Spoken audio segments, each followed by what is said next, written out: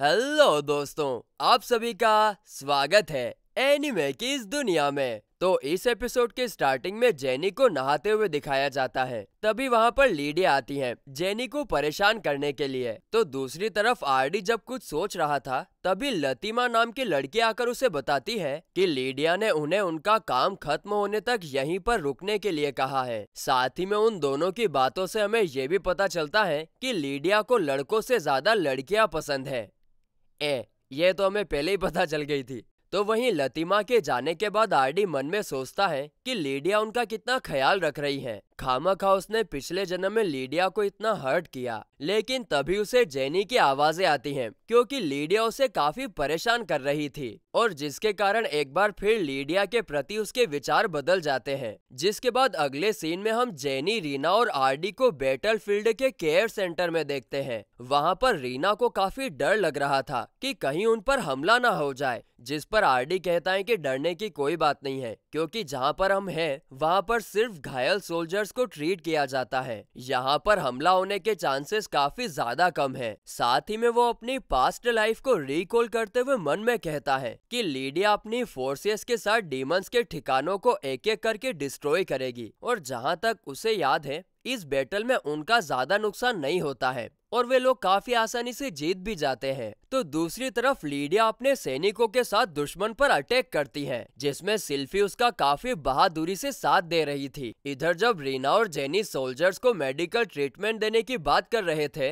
तभी वहाँ पर जोरदार धमाका होता है जिसे देखकर आरडी कहता है कि ये जरूर दुश्मनों का काम है और ये हमला किसी छोटे मोटे सैनिक ने नहीं बल्कि एनिमीज के जनरल बुलंग ने किया था। जिसे देखकर रीना और जेनी घबराने लगते हैं लेकिन आरडी कहता है चिंता मत करो पुत्रियों, हम हैं तो किस बात का गम है। तो दूसरी तरफ लीडिया सिल्फी के साथ दुश्मनों के एक अड्डे पर पहुंच चुकी थी लेकिन उसे हैरानी इस बात की थी कि अभी तक उन पर सामने से कोई हमला क्यों नहीं हुआ। तभी वहां पर उनका एक सैनिक आता और कहता है कि बुलंग ने मेडिकल ट्रीटमेंट टीम पर अटैक कर दिया है। जिसे सुनकर लीडिया और सिल्फी परेशान हो जाती हैं क्योंकि बुलंग एक काफी खतरनाक जनरल था। इस तरह बुलंग सारे सैनिकों को चुटकी में खत्म करके आरडी के सामने आता है उसे खत्म करने के इरादे से।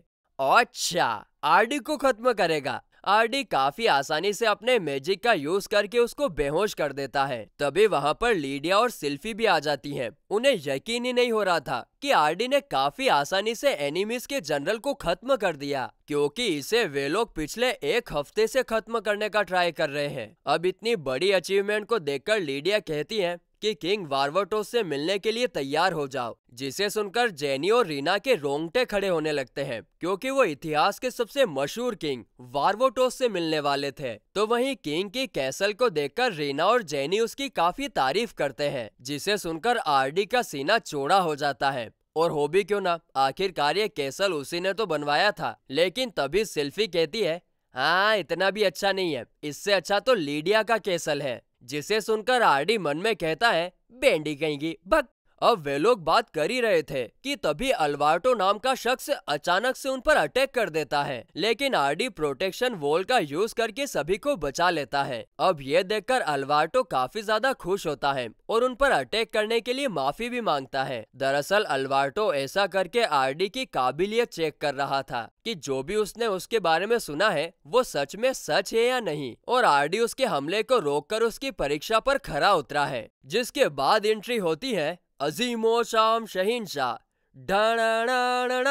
किंग वार्वोटोस की, जिसे देखकर बेचारी जेनी तो बेहोशी हो जाती है। आगे किंग अल्वार्टो को गेस्ट के साथ मस्ती करने के लिए डांट लगाता है और उसे तुरंत यहाँ से जाने के लिए कहता है और फिर किंग सभी को अपने आलीशान रूम में लेकर आता है उन लोगों से बातचीत करने के लिए। तभी सारे नौकर चाकर किंग को घेर कर अपनी सर्विस ऑफर करते हैं लेकिन किंग को कुछ नहीं करवाना था, इसीलिए वो सभी को कहता है तक लिया, यानी यहाँ से चले जाओ तभी दोनों लड़कियां किंग को डीमन लॉर्ड कहकर उनकी तारीफ करती है, जिसे सुनकर किंग उनसे डीमन लॉर्ड के बारे में पूछता है, मगर इस पर दोनों लड़कियां कुछ नहीं कह पाती। तो आरडी कहता है कि इस नाम से पब्लिक आपको पुकारती है, जब हम पोर्ट पे थे तब हमने ये नाम सुना था। जिस पर किंग कहता है कि मैंने भी डीमन लॉर्ड के बारे में सुना है, जिसे सुनकर आरडी हैरान रह जाता है, क्योंकि उसे नहीं पता था कि उसके टाइम में कोई और शख्स भी डीमन लॉर्ड के नाम से जाना जाता था। और जब किंग आरडी से पूछता है कि क्या लोग उसे डीमन लॉर्ड कहकर पुकार रहे हैं, जिस पर आरडी और दोनों लड़कियां माफी मांगते हुए कहते हैं कि नहीं नहीं नहीं, शायद हमसे ही सुनने में कोई गलती हो गई होगी। तभी सीन कट होता है और हम इन तीनों को वेरडा से बात करते हुए देखते हैं। यहाँ पर रीना और जेनी के हिसाब से किंग के अलावा भी कोई और शख्स है जो डीमन लॉर्ड के नाम से जाना जाता है। तभी वेरडा कहती है कि शायद तुम्हारी हिस्ट्री और हमारी हिस्ट्री थोड़ी सी अलग है, क्योंकि हो सकता है कि तुम लोग जिस यूनिवर्स से आए हो उससे हमारा यूनिवर्स अलग हो, और इसीलिए यहाँ पर एक और डीमन लॉर्ड होगा जिसे तुम लोग नहीं जानते। अब ये बात सुनकर आरडी गॉड की बातों पर विचार करता है और उसे रियलाइज होता है कि वे लोग किसी और यूनिवर्स से आए हैं और इस यूनिवर्स में डीमन लॉर्ड किंग ना होकर कोई और शख्स है। जिस पर जेनी कहती है कि शायद उस डीमन लॉर्ड को खत्म करने से हम लोग अपने टाइम में वापस जा सकते हैं, लेकिन वो हमें कहाँ मिलेगा और हम उसे पहचानेंगे कैसे। जिस पर रीना कहती है कि हम लोग किंग की मदद ले सकते हैं, आखिरकार वो भी तो डीमन लॉर्ड को हराना ही चाहता होगा। जिस पर वेरडा उन लोगों को बताती है कि मुझे नहीं लगता कि किंग तुम्हारी मदद करेगा, क्योंकि 3 साल पहले जब एक शख्स अपीयर हुआ था तब किसी को पता नहीं था कि वो किसके पीछे है। किंग ने उसे हराने की कोशिश की लेकिन हरा नहीं पाया और सभी को लगता है कि वो शख्स और कोई नहीं बल्कि डीमन लॉर्ड है जिसे तुम लोग ढूंढ रहे हो। जिस पर आरडी कहता है कि चाहे कुछ भी हो हमें डीमन किंग को मनाना ही होगा। तभी जेनी सजेस्ट करती है कि उन लोगों को उनकी सिचुएशन के बारे में किंग को सब कुछ बता देना चाहिए, शायद इससे वो हमारी हेल्प करने के लिए तैयार हो जाए। इस पर आरडी भी एग्री करता है, मगर वो कहता है कि किंग को हमारी सच्चाई बताने से पहले हमें उनका भरोसा और ज्यादा जीतना होगा ताकि आगे कोई प्रॉब्लम ना हो और उनका भरोसा हम उनके दुश्मनों को हराकर जीत सकते हैं। तभी अचानक से लीडिया वहां आकर आरडी को आवाज लगाती है और आरडी समझ चुका था, इसीलिए वो मुस्कुराता है। जिसके बाद अगले सीन में हम लीडिया, सिल्फी और आरडी को उनकी सेना के साथ पहाड़ की चढ़ाई करते हुए देखते हैं। यहाँ पर लीडिया को एक बात खटक रही थी कि उसके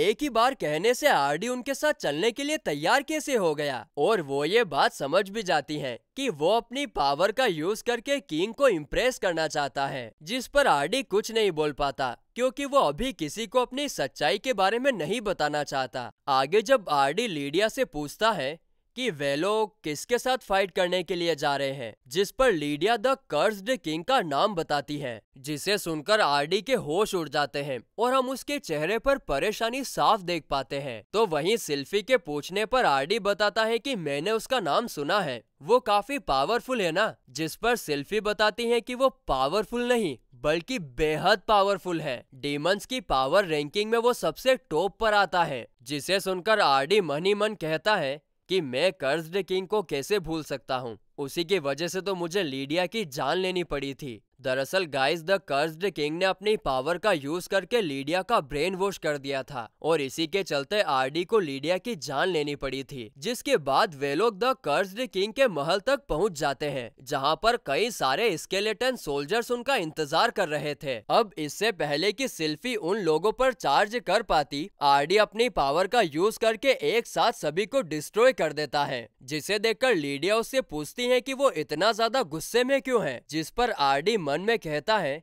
कि इस बार वो हिस्ट्री को रिपीट नहीं होने देगा, यानी कि वो इस बार कैसे भी करके द कर्स्ड किंग को खत्म करेंगे ताकि आगे चलकर वो लीडिया का ब्रेन वॉश ना कर पाए। तभी उन लोगों को अंदर से कई सारे लोगों की जलने की आवाज सुनाई देती है। अब जब वे लोग अंदर जाकर देखते हैं तो उनकी आंखें फटी की फटी रह जाती हैं, क्योंकि वहां पर द कर्स्ड किंग के सारे डीमन सोल्जर्स आग में झुलस रहे थे। ये देखकर उन लोगों को कुछ भी समझ नहीं आता कि कर्स्ड किंग ने अपने ही डिमन सोल्जर्स पर अटैक क्यों किया। तभी द कर्स्ड किंग का कटा हुआ सर उनके सामने आकर गिरता है और उन लोगों की आंखें एक बार फिर फटी की फटी रह जाती हैं। अब वे लोग इसके बारे में कुछ सोच पाते इससे पहले ही महल में से वो शख्स बाहर आता है जिसने कर्स्ड किंग का सर धड़ से अलग कर दिया है, जिसे देखकर आरडी उससे पूछता है कि कौन हो तुम, जिस पर वो शख्स बताता है कि मैं वही हूँ जिसे तुम लोग ढूंढ रहे हो,